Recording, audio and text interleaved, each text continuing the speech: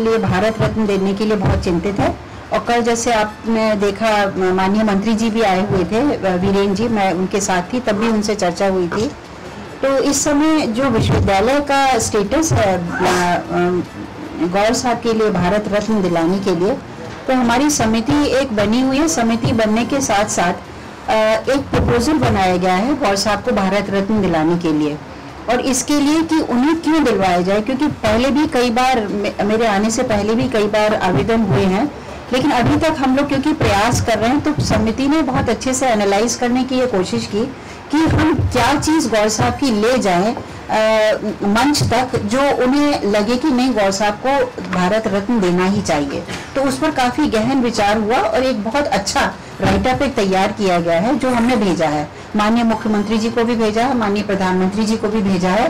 और अब हम ये चाह रहे हैं कि एक टीम, उसमें मैं चाहती हूँ कि शहर के लोग भी एक ऐसी टीम बन जाए। कल भी मैंने चर्चा की है माननीय मंत्री जी से कि हम लोग किस स्तर पर जाके वो, मैं कुछ कॉन्टैक्ट्स ढूंढने का प्रयास करें। आपके पास यदि कोई सुझाव हो कि कैसे हम लोग माननीय प्रधानमंत्री जी से या गृह मंत्रालय में जाकर अपनी एक ये रिक्वेस्ट रख सके, तो आप लोग मुझसे साझा कर सकते हैं, क्योंकि विश्वविद्यालय इसमें प्रयासरत है कि गौर साहब को जल्दी से जल्दी भारत रत्न मिले। सागर शहर का सबसे सस्ता जेंट्स फैशन हब, जहां जीन्स, टी शर्ट, शर्ट, लोबर और भी बहुत कुछ, वो भी शहर में सबसे कम दामों पर। पता विजय टाकीज रोड, डॉक्टर GS के सरवानी के सामने, चंद्रशेखर बाट, सागर, मध्य प्रदेश। एक प्लेटफॉर्म लिया गया है मैडम के द्वारा, एक अच्छा प्रयास किया गया कि जिनमें कवि कविताएं कर सकते हैं हमारे विद्यार्थी, हमारे शिक्षक, हमारे कर्मचारी, उनको एक प्लेटफॉर्म देने के लिए तो 24 नवंबर को विश्वविद्यालय परिवार की काव्यात्मक प्रस्तुति होगी, अभिमंच सभागार में होगी। फिर उसके बाद पुनः विश्वविद्यालय परिवार हमारा इकट्ठा हो रहा है 25 से 27 नवंबर तक गौर जयंती मेला, जो हमारे महिला क्लब के द्वारा लगाया जाता है। ये हमारा जो गेस्ट हाउस है जहाँ पर अभी हम लोग बैठे हुए, इसके प्रांगण में ये मेला चलेगा। सुबह 10 बजे से शाम के 6 बजे तक ये लगातार चलेगा। 25 तारीख से 27 तारीख तक ये चलेगा। फिर 25 और 26 नवंबर को हमारे पुरुष और संस्थापक, उनके साहित्य की प्रदर्शनी जो है, उनके द्वारा जो काम किया गया लिटरेचर है, उसका प्रदर्शन जवाहरलाल नेहरू पुस्तकालय में किया जा रहा है, तो वो उसका एक उसमें रहेगा। फिर उसके बाद परंपरागत रूप से 25 नवंबर की शाम को 6 बजे माननीय कुलपति महोदया एवं विश्वविद्यालय परिवार द्वारा गौर मूर्ति 3 बत्ती पर दीप प्रज्वलन का जो कार्यक्रम है वो किया जाएगा। 25 नवंबर को ही मैडम के द्वारा एक रेडियो वार्ता गौर जीवनी पर वो प्रसारित होगी शाम को 6:30 बजे। फिर उसके बाद वो दिन आएगा जिसका हमेशा हमें इंतजार रहता है, 26 नवंबर का, जो हम अपने संस्थापक का जन्मदिन 3 बत्ती से मनाना प्रारंभ करते हैं। 8:30 बजे वहाँ पर माल्यार्पण और शोभा यात्रा का प्रारंभ वहाँ पर होगा। फिर उसके बाद 10:30-11 बजे के बीच में हम लोग अपने समाधि स्थल पर जो मुख्य कार्यक्रम है हम अपना वो प्रारंभ करेंगे। और उसके बाद शाम के समय पर सांस्कृतिक संध्या का जो कार्यक्रम होता है, इस बार सांस्कृतिक संध्या में मैं सिर्फ शुरुआत कर रहा हूँ, आगे इसको राकेश सोनी जी ऐड करेंगे। इस बार की जो सांस्कृतिक संध्या होगी उसमें 2 रूप एक साथ मिले हुए रहेंगे। जैसा कि आपको बताया भी गया है, इस बार जो हम गौर जयंती मना रहे हैं वो अखिल भारतीय स्तर पर हो रही है। तो शाम को जब हमारे AIO के जो स्टूडेंट्स आएंगे, इस बारे में विस्तार से राकेश सोनी जी बताएंगे। आप उस टीम में आपकी बहुत अहम भूमिका है ना यूथ फेस्टिवल में, और युवा उत्सव पहली बार हो रहा है 26 नवंबर को ही होना है। तो जो विवेक जी ने और दिनेश जी ने बताया, 1 बजे तो यहाँ समाप्त हो जाएगा सुबह का प्रोग्राम। फिर 2 बजे आकर्षण का विषय है कि पहली बार 2 बजे रैली जो निकलेगी यूथ फेस्टिवल की, वो क्या कहते हैं 3 बत्ती, और पहली बार 3 बत्ती से कोतवाली साइड जाएगी जो आज तक नहीं हुआ, और वो चक्राघाट जाएगी। चक्राघाट से जो हमारा जो नया कॉरिडोर बना है, ब्रिज बना है, उससे होते हुए गोपालगंज लास्ट लाल स्कूल के हमारा खत्म हो, हमारी बसेस लगी रहेंगी वहाँ से बच्चों को ऊपर। ये सारी यूनिवर्सिटी जितनी रहेंगी, इनके सारे कलाकार अपने अपने ट्रेडिशनल ड्रेस में, कॉस्ट्यूम में, जो यूनिफॉर्म में डांस करते हुए आएंगे। आप रैली की साइज देखेंगे तो मुझे लगता है कि हो सकता है कि एक छोर इधर हो तो एक छोर शहर की 3 बत्ती की गौर मूर्ति पर। इतनी विशाल रैली, और जगह जगह उनका स्वागत भी होना है। और वो सामाजिक संगठन जितने हैं, जो हमारे और भी संगठन हैं, उनसे हमारी बात हुई, लेटर से क्या, सब लोग सहयोग कर रहे हैं कि बाहर से लोग आए। मैंने आदरणीय पत्रकार हमारे जो भी स्वदेशी दुखी लोग, उनका भी एक स्टॉल आपका लगेगा, पत्रकार बंधु भी उनका स्वागत करेंगे। उन्होंने बड़ा अच्छा प्रयोग किया। वो 500 बुक्स पच में अपने लेके आ रही हैं, जो मेडल को रिसीव करेंगी और वो लाइब्रेरी में दान दी जाएगी, क्योंकि कुछ तो पच में आया वो रखा जाता है।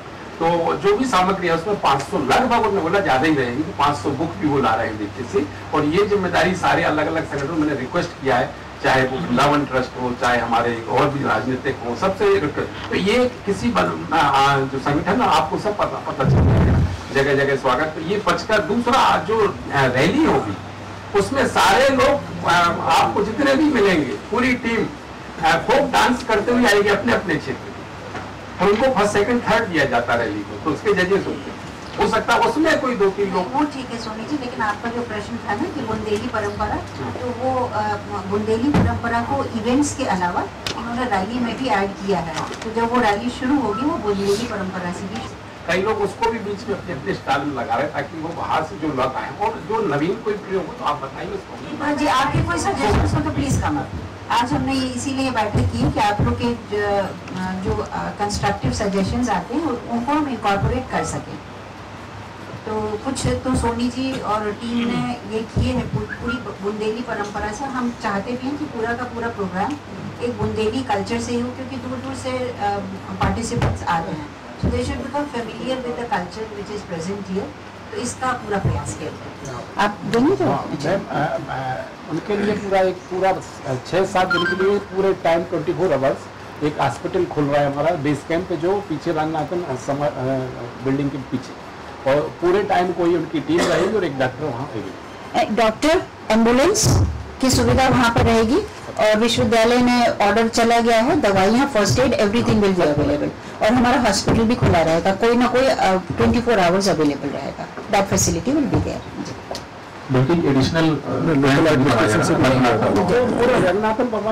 पहले तो मुझे आज बहुत खुशी हो रही है कि हमारा सागर शहर इतना समृद्ध है, media, print media and electronic media, और सबको इतना अटैचमेंट है गौर साहब से कि आज जब ये 26 नवंबर के कार्यक्रम की हम चर्चा कर रहे हैं, तो आप सभी की भागीदारी को देख के मुझे बहुत प्रसन्नता हो रही है। मैं आप सभी का विश्वविद्यालय की ओर से स्वागत करती हूँ और आशा करती हूँ कि ये जो भव्य आयोजन एक किया जा रहा है उसमें आपका पूरा पूरा सहयोग मिलेगा। मैम एक और सवाल है, अभी ये विभाग पूरा अलर्ट है और फॉरेस्ट डिपार्टमेंट को भी निरंतर हम लोगों ने पत्र भेजा भी है, उनका सहयोग भी मिला है, और विश्वविद्यालय ने अपने स्तर पर ये बैनर्स और पोस्टर्स करीब शायद 8 जगह पर, यादव जी कितने, 8 जगह लगाए, 16, हाँ, 1+8, तो 16 जगह हमने ये लगाए हुए। पेट्रोलिंग बहुत गहन हो रही है, और आपने देखा होगा कि पूरे परिसर में 100 से अधिक हमारे सिक्योरिटी गार्ड ड्यूटी पर तैनात हैं, तो उनको भी प्रिकॉशन दिए गए हैं कि वो विजिलेंट रहें, और दे आर वेरी पर्टिकुलर कि अगर कोई भी जानवर मूवमेंट करता है तो फौरन ये लोग सूचित करेंगे। इसके साथ ही एक एडवाइजरी भी इशू की है, और उस एडवाइजरी में कि क्या क्या करना है और कैसे हम लोग को specially during the night hours that we should not go out alone in the campus, ये सारी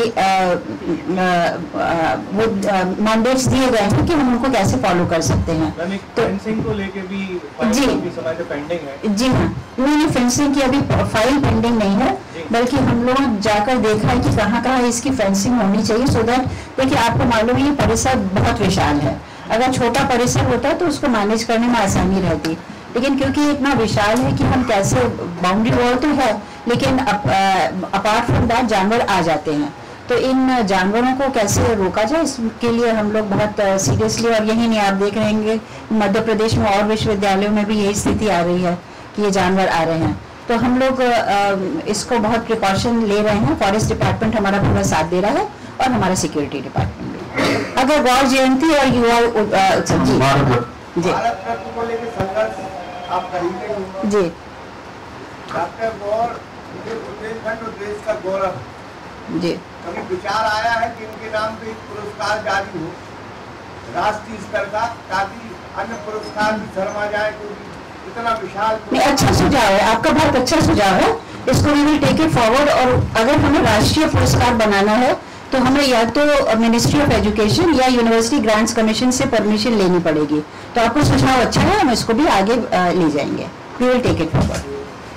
तो चलिए, बहुत अच्छे आपके सुझाव आए, कुछ इससे रिलेटेड थे, और जो अन्य सुझाव हैं आप लोगों के, मैं आपसे अलग से चर्चा करूंगी, because I am always open for questions from you and to receive your suggestions for in the interest of the university. इस बार 11 दिवसीय ये एक आयोजन हो रहा है, और जब यूथ फेस्टिवल की भी चर्चा हो रही थी, मेरी AIU से बात हुई उनकी सेक्रेटरी जनरल से, तो मैंने उनसे विशेष निवेदन किया, क्योंकि डेट्स लेना, पहले तो इवेंट लेना और डेट्स लेना, ये दोनों बहुत बड़े काम हैं। तो मैंने यही निवेदन किया कि हमारे लिए 26 नवंबर बहुत इम्पॉर्टेंट है, तो हम चाहते हैं कि इस विशाल इवेंट को हम 26 नवंबर से ही हम शुरू करें। तो हमें ये परमिशन मिल गई, तो इसलिए ये हमारा एक गौरव उत्सव के तरह इस बार हम इसको मनाएंगे।